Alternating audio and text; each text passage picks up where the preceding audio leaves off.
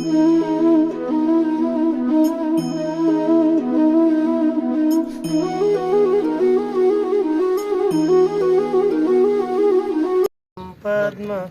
भवं वसिष्ठं शक्तिं च तत्पुत्रपराशरं च व्यासं शुकं गौडपदं महान्तं गोविन्दयोगीन्द्रमथास्य शिष्यं श्रीशङ्कराचार्यमथास्य पद्म पादं च हस्तामलकं च शिष्यं तन्त्रोटकं वार्तिकपारमन्याम् अस्मद्गुरुं सन्ततमानतोऽस्मि श्रुते पुराणानाम् आलयं करुणालयं नमामि भगवत्पादं शङ्करं लोकशङ्करं शङ्करं शङ्कराचार्यं केशवमहारायणं सूत्रभाष्यकृतो वन्दे भगवन्तं पुनः पुनः ईश्वरो गुरुरात्मेति मूर्तिभेदविभागिने व्योमव्याप्तदेहाय दक्षिणामूर्तये नमः। ॐ शान्ति शान्ति शान्तिः। ॐ भद्रं कर्णेभिः शृणुयाम देवाः भद्रं पश्येमाक्षभिर्यजत्राः स्थिरैरङ्गैस्तुष्टुवांसुसंस्तनभिर्विषेम देवहितं यदायुः स्वस्ति न इन्द्रो वृद्धश्रवाः स्वस्ति न पूषा विश्ववेदाः स्वस्ति न सार्क्ष्यो अरिष्टनेमिः स्वस्ति नो बृहस्पतिर्दधातु। ॐ शान्ति शान्ति शान्तिः।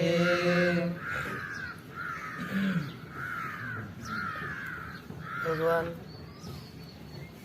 श्री पांडुरंग परमात्मा श्री आदिगुरु श्री शंकराचार्य श्री ज्ञानोबा जगत गुरु तुकाराम महाराज श्री संत एकनाथ महाराज इत्यादि सब संतों के अलौकिक अहेतु के कारण करने की कृपा से हम लोगों ने इससे पहले मंत्रात्मक जो मुंडक उपनिषद है, इस मुंडक उपनिषद का विचार किया। वह अथर्ववेद की थी। ऐसे अथर्ववेदीय मुंडक उपनिषद के विचार के पश्चात अब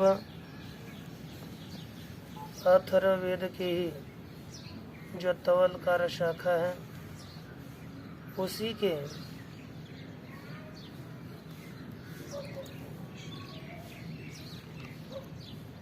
प्रश्नोपनिषद का विचार किया जाएगा। इस प्रश्नोपनिषद में 6 प्रश्न किए गए हैं। कोई प्रश्न करे और कोई उत्तर दे तो प्रश्न और उत्तर के ढंग से तत्व का ज्ञान सरलता से होता है। उसे मनुष्य शीघ्रता से जान सकता है। इस हेतु से इस उपनिषद में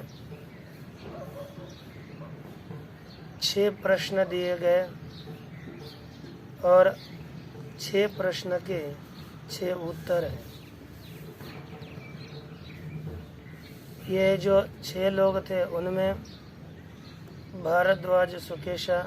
भारद्वाज का पुत्र सुकेशा, शिवी का पुत्र सत्यकाम, सूर्य का पुत्र पौत्र गर्ग गोत्र में उत्पन्न गार्ग्य, अश्वल का पुत्र कौशल्य, भृगु का पुत्र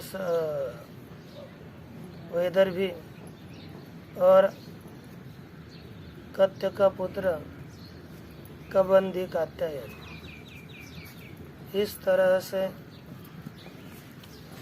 जो 6 प्रश्न करने वाले महानुभाव है, उन प्रश्नकर्ताओं के ये नाम निर्देश है।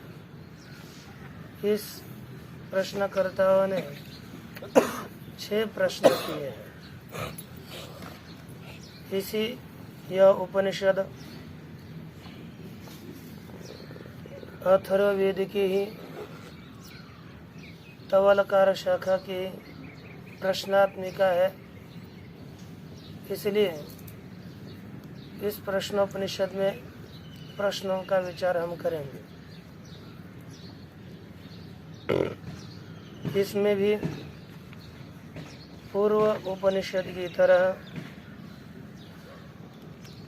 वही शांति मंत्र है जो बताया कि ओम भद्रम कर्णेभिः शृणुयाम देवाः भद्रं कर्णेभिः शृणुयाम देवाः भद्रं पश्येमाक्षभिर्यजत्राः भद्रं पश्येमाक्षभिर्यजत्राः स्थिरैरङ्गैस्तुष्टुवाग्ंसस्तनभिः स्थिरैरङ्गैस्तुष्टुवाग्ंसस्तनभिः विषेम देवहितं यदायुः विषेम देवहितं यदायुः। ओम शांति शांति शांति। ओम शांति शांति शांति। कितना ही दिया हुआ है ना? केशोस्तेनेंद्र दिया है, तो देख लेते हैं। वह भी होना ही चाहिए था, इसमें नहीं दिया। ठीक, अब भगवान के आगे प्रार्थना करता हुआ साधक बोलता है कि हे देवाः ओम देवाः के साथ जोड़ सकते हैं। हे देवो,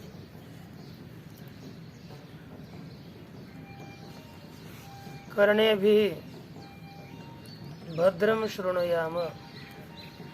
कर्णे भी कौन सी व्यक्ति है? तृतीया का बहुवचन। यहाँ पर करने भी होता है कि करने ही होता है? तो यहाँ पर क्या रूप दिया है? करने भी। ये करने भी ये जो रूप दिया वो यद्यपि तृतीया का है, लेकिन वह छांदस है ना? वह कौन सा है? छांदस। अब छांदस प्रयोग है, तृतीया का बहुवचन है, तो इसका होगा कि हे देवाः कर्णे भी भद्रम शृणुयाम। हम लोग कानों से भद्र अर्थात जो कल्याणकारक है उसे सुने तो सुनेंगे। ये लोट लकार का प्रयोग है, हम कानों से अच्छा ही सुने। यजत्राः भद्र आक्षभिर भद्रम पश्येम। यजत्राः अर्थात यजनात् त्रायते इति यजत्राः। यजन अर्थात याग, उस याग से जो रक्षण करता है उसे कहते हैं यजत्र। यजत्राः भद्रम पश्येम, हम अच्छा देखें।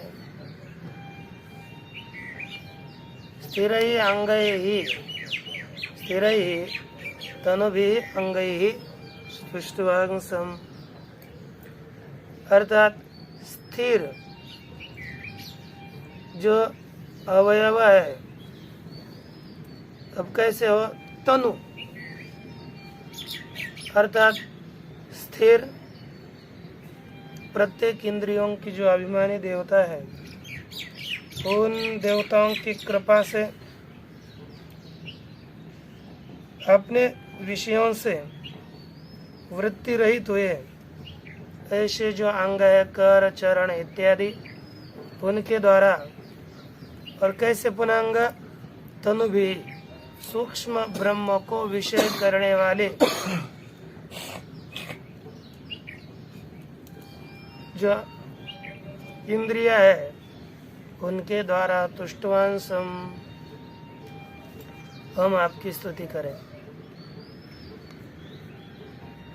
वयम देव हितम, हे देवा वयम हितम यद आयु तद विषेम, हे पद हे देव हम लोग हितम जो हितम आयु हो, जो हितकारक आयु हो उसे प्राप्त करें, अर्थात उसमें हम उसको प्राप्त करें। विषय में का अर्थ है विषय वयम प्राप्नुयाम, अर्थात हमारी आयुष्य कैसी हो, हितकारक हो। देव इति एक वचनम जात्यभिप्राय है ना। तो हे देवताओं, हम जो हितम आयु तद विषय में, जो हितकारक आयु, हितकारक अर्थात निरोगत्वादि गुण विशिष्ट जो आयु हो, चिरजीवी हो, ऐसी आयु को हम प्राप्त करें।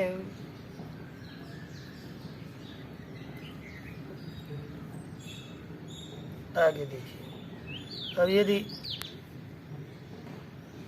ये हमारे पास का अर्थ है वह करेंगे तो बहुत अच्छा रहेगा। कभी भी ज़्यादा बहुत ज़्यादा लिखा है, थोड़ा कर लेकिन कम बताए। और कहा मंद बुद्धि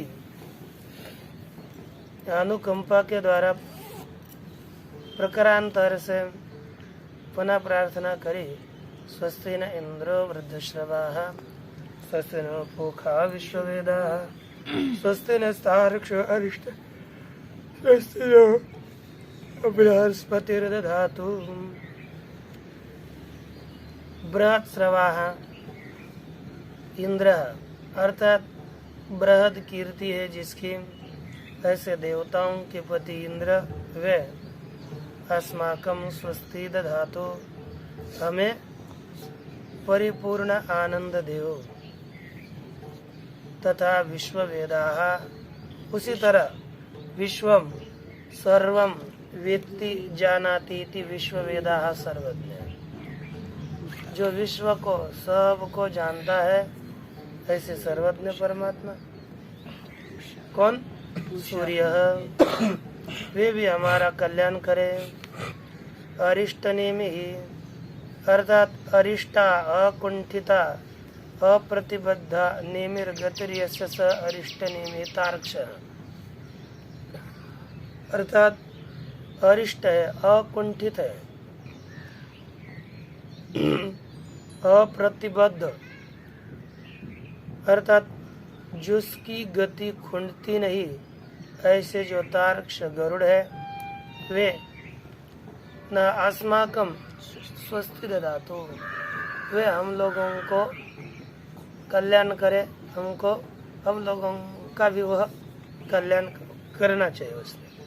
तथा बृहस्पति अर्थात सुराचार्य देवताओं के गुरु, वे अस्माकम स्वस्ति दधातु, वे भी हम लोगों का कल्याण करें। इस तरह से इस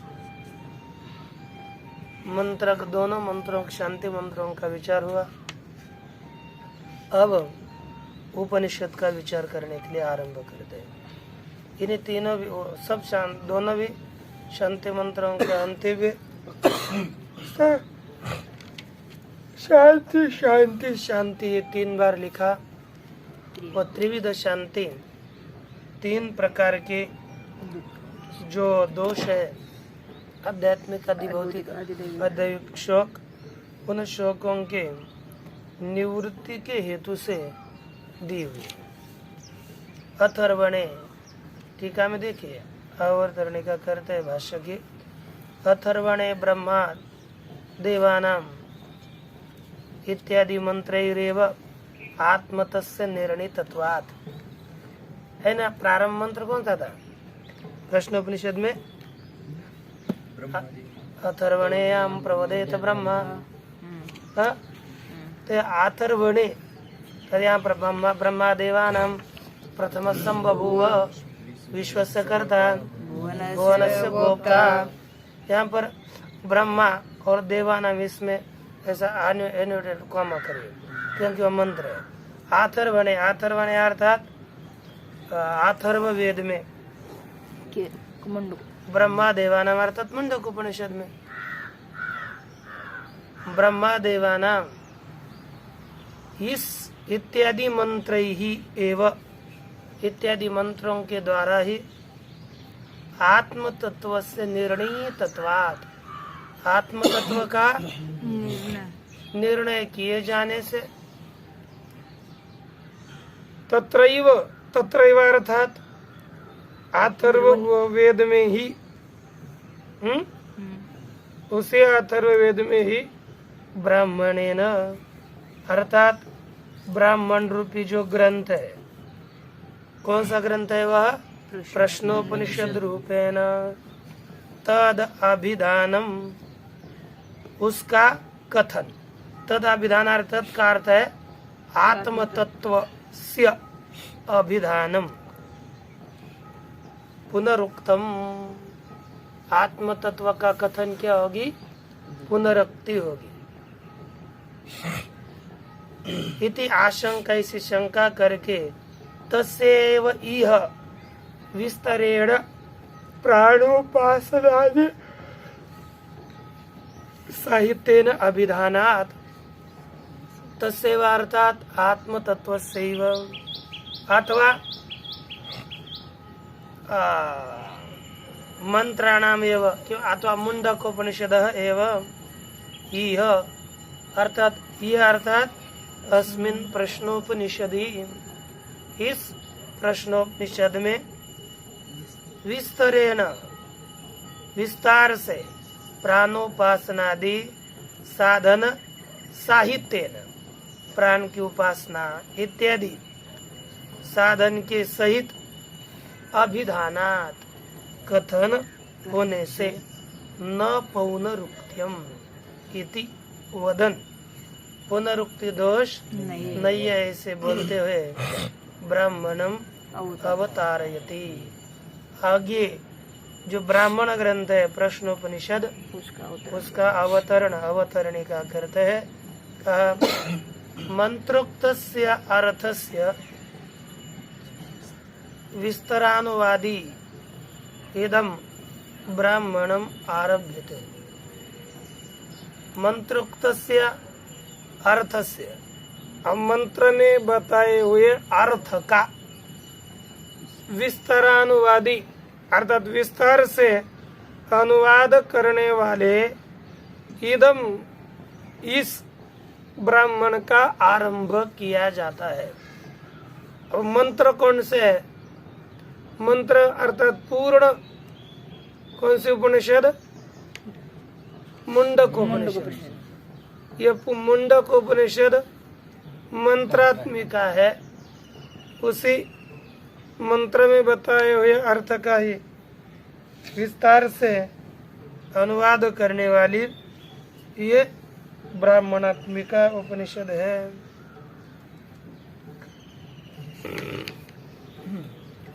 मंत्रे ही द्वे पहले कहा था ना मंत्रे ही द्वे विद्ये वेदितव्ये परा चैव अपरा च इति उक्त्वा तत्र अपर ऋग्वेदादि अभिधेया इति उक्तम है कि नहीं? तस्मै स उवाच तस्मै स उवाच द्वे विद्ये वेदितव्ये अस्मै ब्रह्म विदो वदन्ति परा चैव अपरा च। इस तरह से क्या किया? आरंभ किया। दो विद्याओं को जानना चाहिए, पर विद्या को जानना चाहिए और अपर विद्या को भी जानना चाहिए। इस तरह से आरंभ किया।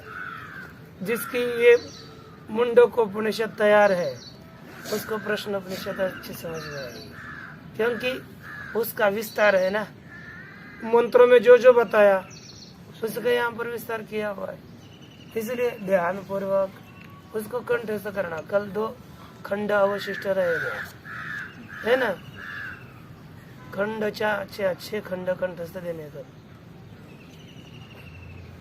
अब देखिए इस तरह से कथन किया और उसमें तत्रा परा ऋग्वेदो यजुर्वेद सामवेद अथर्ववेद शिक्षा कल्पो व्याकरणम नृत्तम छंदो ज्योतिषकल्पो नृत्तम छंदो ज्योतिषमिति अतया परा अथ पराया तदक्षरमादिगम्यते। इसके द्वारा अपरा विद्या का दिग्दर्शन किया। यह तत्र ऋग्वेदादि अभिधेय अपरा उक्तम है ना, तत्र अपरा साच विद्या कर्मोपासना रूपाच। और वह विद्या कैसी है? कर्म रूपा और उपासना रूपा है। दूसरी कौन सी है? तत्र द्वितीय तृतीय प्रश्नाभ्याम विव्रियते। उसमें जो दूसरी विद्या है नहीं, विद्या कर्म और उपासना रूपा, ये जो दो है ना, ये कर्म रूपा विद्या और उपासना रूपा विद्या। तत्र तयोर द्वयोर मध्य अर्थात कर्मोपासनयोर मध्य, कर्मोपासनयोः विद्ययोर मध्य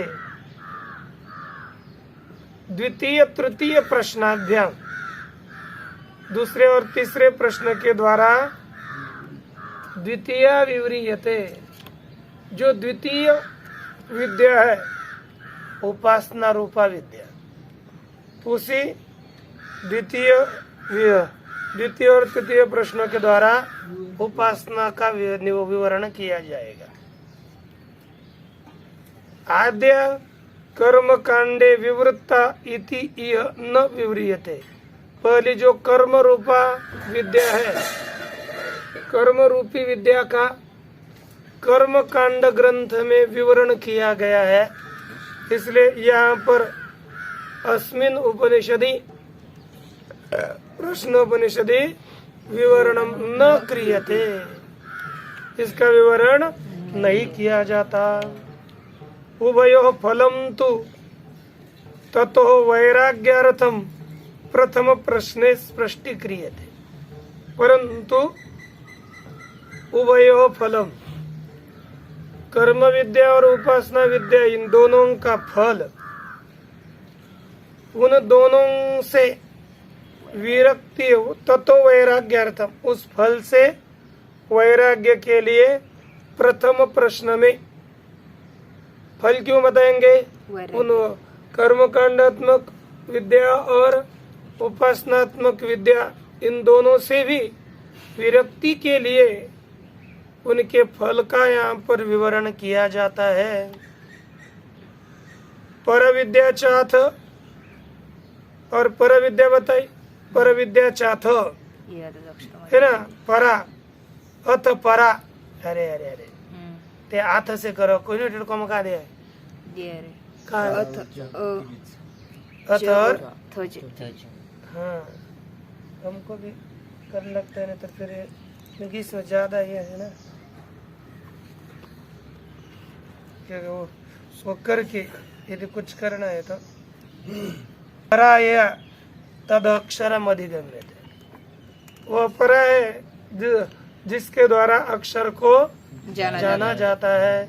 इति उपक्रम्य कृत्स्नेन मुंडकेन प्रतिपादिता, संपूर्ण मुंडकोपनिषद के द्वारा उसी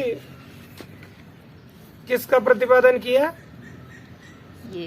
जो परा विद्या है, उसी परा विद्या का प्रतिपादन किया।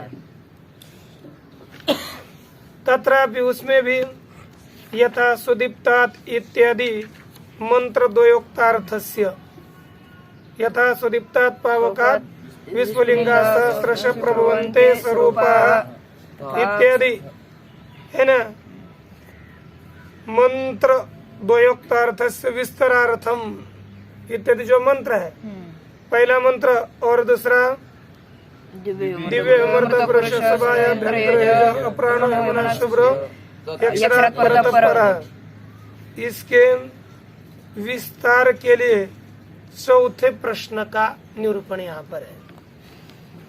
पहला प्रश्न कर्म और उपासना का फल बताएगा। द्वितीय और तीसरा प्रश्न उपासना का निरूपण करेगा।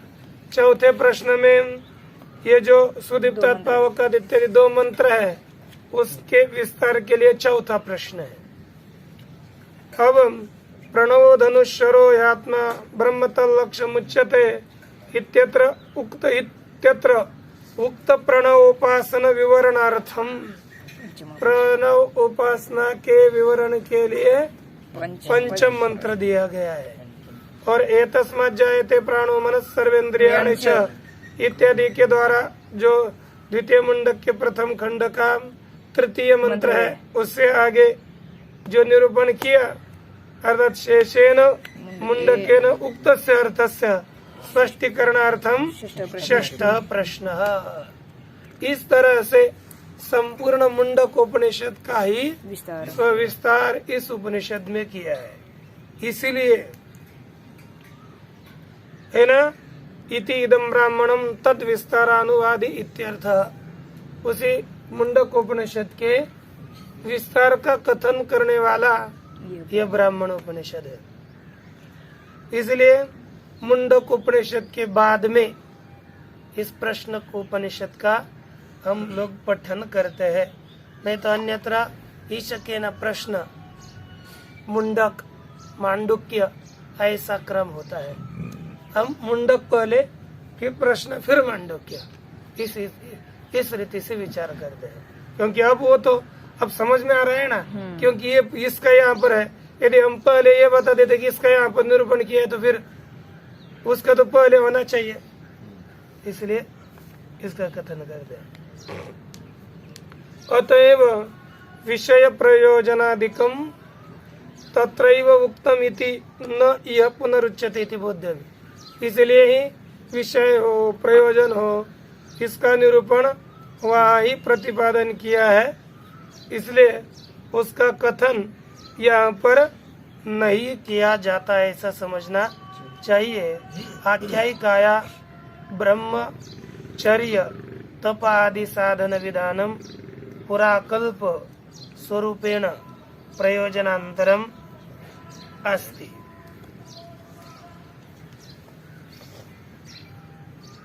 अच्छा, अब हम आख्यायिका ब्रह्मवर्च तप इत्यादि का विधान यह पूरा कल्प स्वरूपेण, यहाँ पर कैसे किया, पूरा कल्प के स्वरूप के द्वारा प्रयोजनांतरम च अस्ति, इसका प्रयोग दूसरा फल भी है। हम लोगों ने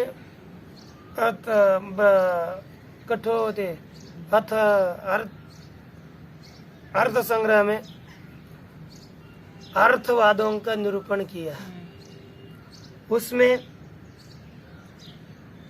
एक नाम पूर्वाकल्प नामक का अर्थवाद आता है,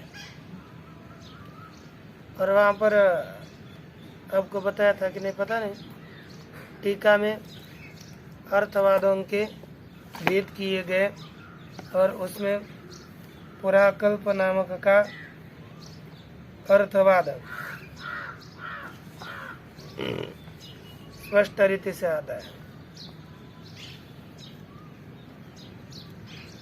और परकृति अर्थात यहाँ पर एक जो परंपरा होती है ना, सांप्रदाय परंपरा, उसके द्वारा यहाँ पर ब्रह्मचर्य इत्यादि साधनों का विधान किया गया। उसका कुछ प्रयोजनांतर भी है, फल भी है, क्योंकि विद्या ग्रहण कैसी की जाए, विद्या के लिए कितना काठिन्य होता है, और विद्या सहजा सहजी ये प्राप्त होती नहीं है, क्योंकि ये इसका निरूपण विद्या का अधिकारी कौन होगा, विद्या पढ़ने वाले को किस तरह से विद्या लेनी है, ये सभी क्रमशः इसका वर्णन इसमें करेंगे। वे साधक के नियम के लिए उसका कथन किया जाता है। तो देखिए क्या कहते हैं, मंत्रोक्त अर्थ का ही विस्तार पूर्वक कथन करने वाला यह इस ब्राह्मण का आरंभ किया जाता है। ऋषि प्रश्न प्रतिवचनाख्यायिका तो विद्यास्तुतये एव विद्यास्तुतये। यहाँ पर ऋषि के द्वारा प्रश्न है और उसका प्रतिवचन है अर्थात उत्तर है। इसकी जो आख्यायिका दी यहाँ पर, कौन 6 ऋषि है, वे मिलकर पिपलाद जी के पास गए। उन्होंने क्रमशः एक एक ने प्रश्न पूछा। ये जो किया,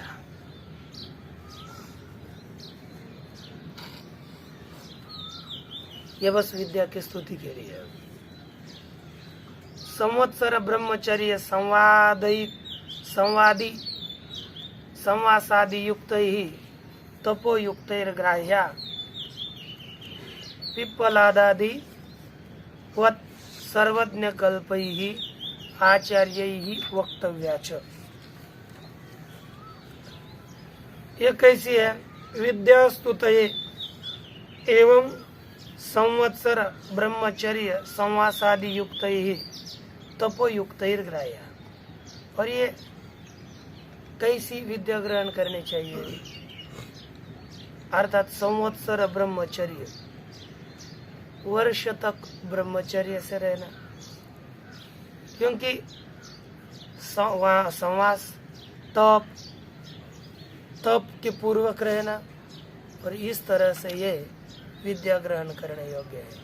ये हम अपने घर में रहे, हरे कृष्ण, अपने घर में रहे और विद्या ग्रहण करने के लिए चले गए बाद में, तो वैसा इसका विधान नहीं है। गुरु आश्रम में ही 1 साल रहे, पहले ब्रह्मचर्य पूर्वक, फिर उसके बाद यहाँ पर विधान किया कि उसके बाद विद्या ग्रहण करें। तो ये तप इत्यादि से जब यहाँ पर बताया मैं क्या करूँ, है ना। तपोयुक्त ग्राह्या पिप्पलादिवत, कैसे? पिप्पलादियों ने पिप्पलादिवत, और ऐसे ग्रहण करने वाला ऐसा होना चाहिए। और गुरु कैसा होना चाहिए?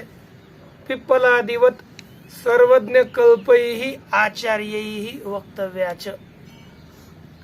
पिप्पलादियों की तरह सर्वज्ञ कल्प अर्थात थोड़ा न्यून, ये शब्द उनो कल्पाब्दे देशीय रहा, गेग नहीं, थोड़ा कम अर्थ में। विद्वा सर्वज्ञ की तरह समझो, सर्वज्ञ पूर्ण नहीं, सर्वज्ञ तो ईश्वरीय है। सर्वज्ञ की तरह, सर्वज्ञ कल्प, सर्वज्ञ के समान नजदीक। ऐसे जो पिप्पल आचार्य है, उस ऐसे आचार्यों के द्वारा बतानी चाहिए। न सा एन केनचित विद्यामुस्तौति, वह विद्या किसी, सा विद्या एन केनचित इति, अथवा किसी के द्वारा भी ग्रहण करने योग्य नहीं है। उठले सुटले, है ना, और कोई भी उठा गया, निकला कि निकला बस उपदेश करने के लिए, अथवा हो गया तत्वज्ञानी के लिए, अनाधिकारी के द्वारा ये विद्या ग्रहण नहीं की जाती। इस तरह विद्याम स्तौति, इस विद्या की स्तुति करते हैं। ब्रह्मचर्यादि साधन सूचनाच तत्कर्तव्यता स्यात्, और ब्रह्मचर्यादि साधनों की सूचना होने से भी वह ब्रह्मचर्यादि साधन यह कर्तव्य है, वे करने चाहिए। यह कहा। अब हम यह कैसे करने चाहिए, कौन कौन आचार्य है, उनका नाम निर्देश इस प्रथम मंत्र में किया, उसका बस उच्चारण करते हैं। ओम सुकेशा च भारद्वाजः ॐ सुकेशा च भारद्वाजः शैव्यश्च सत्यकामः शैवेश सत्यकामः शौर्यायनी च गार्ग्यः शौर्यायनि च कार्यः कौशल्यश्चाश्वलायनो कौशल्यश्चाश्वलायनो भार्गवो वैदर्भिः भार्गवो वैदर्भिः कवि कात्यायनस्ते कबन्धे कात्यायनस्ते ऐते ऐते ब्रह्म परा ब्रह्मनिष्ठाः ब्रह्मपरा ब्रह्मनिष्ठाः परं ब्रह्मान्वेषमाणा परं ब्रह्मानन्वेषमाना एष वै तत्सर्वं वक्षतीति येष वै तत्सर्वं वक्ष्यतीति तेह समित्पाणयो भगवन्तं पिप्पलादमुपसन्नाः तेह समित्पाणयो भगवन्तं पिप्पलादमुपसन्नाः उपसन्नाः ते उत्पन्नाः। और इस मंत्र का अर्थपूर्वक विचार कल करेंगे। ओम पूर्णमदः पूर्णमिदं पूर्णात् पूर्णमुदच्यते पूर्णस्य पूर्णमादाय पूर्णमेवावशिष्यते। ओम शांति शांति शांति।